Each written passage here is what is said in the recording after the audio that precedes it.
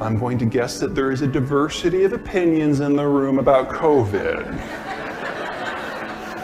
Some of us would probably side with vaccines, where others of us think that natural immunity is the way to go. And I think in the privacy of our own homes, when the door is closed and no one's listening, we do think to ourselves, maybe the other side has a point. Okay? Is that safe? China doesn't have these options, and it's not because of government. China was very successful for 2 years at keeping COVID out. No one has natural immunity.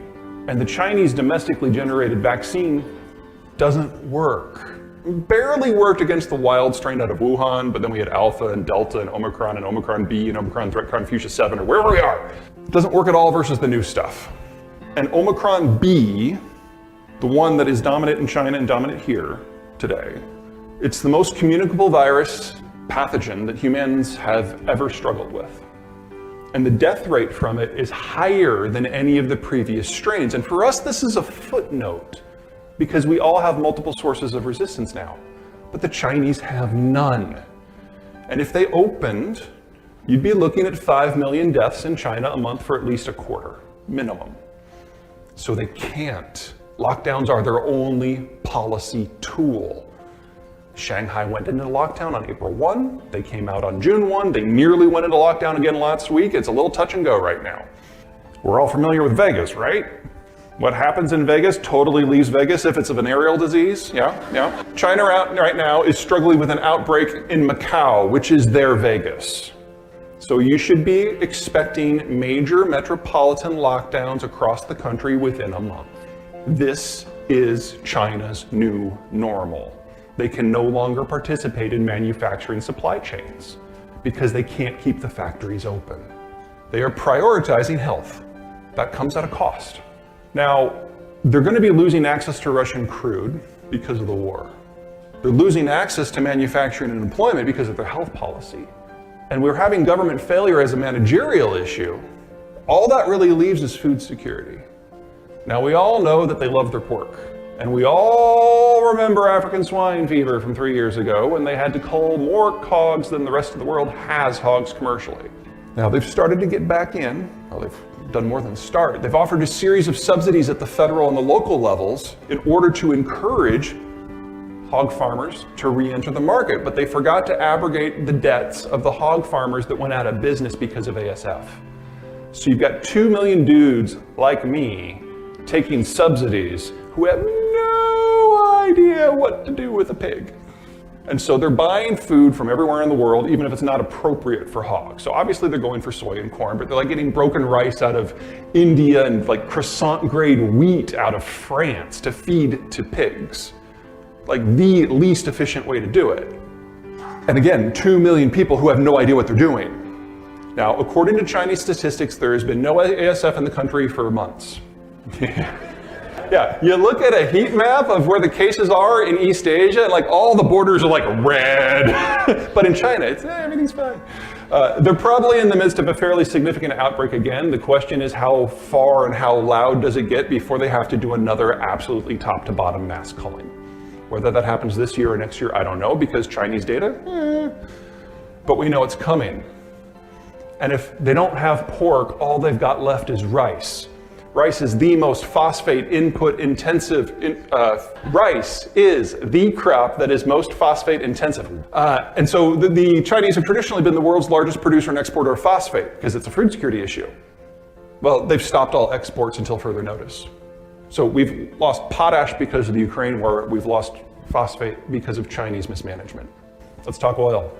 This is total investment from all state and all private into all oil and all natural gas globally. And back in 2014, a narrative took hold in the financial centers of the world that fossil fuels were done. By 2030, we're going to be off of them. And since it takes 3 to 8 years to bring a field online, and another 5 to 15 years to break even, why in the world would you put your hard-earned money into a fossil fuel project when you will never get it back? Now, there's a lot of things about that line of reasoning that are wrong in my opinion, but it took hold. And over the next several years, total investment into the space dropped by 2/3. So lesson number 1 from that, it takes 3 to 8 years to bring a new field online. If we triple investment today, we don't get back to 2019 prices until 2025, if we start today. Now that's what's true for the whole, the average. That doesn't necessarily hold true for each individual circumstance. This is by far my favorite graphic series. I like to call this the checkbook map, because every dot is someone who can pay their power bill. That's where the world's oil and gas comes from. This is, in one picture, a lot of the angst of the last 70 years. It's just, it isn't convenient to where we live. And getting it from A to B, that's part of the angst of the global system. Now watch North America, watch Saudi Arabia. Here's where the shale is. There's 20 odd things about American shale that are fundamentally different compared to conventional energy. I think this is the most important one, at least for the moment.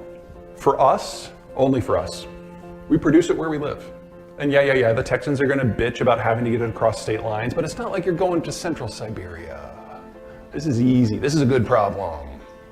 Also, it doesn't take 3 to 10 years to bring on a shale field. It takes 3 to 8 weeks.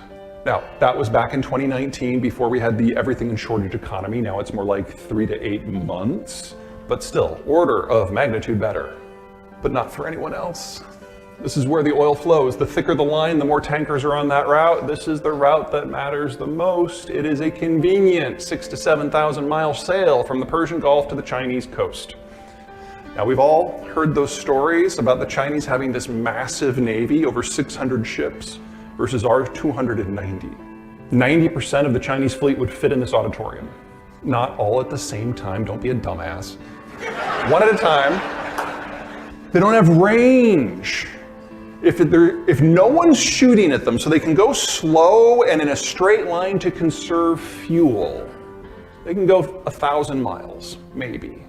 Most of them, you're talking under 400 under a war scenario, whereas our fleet is entirely blue water.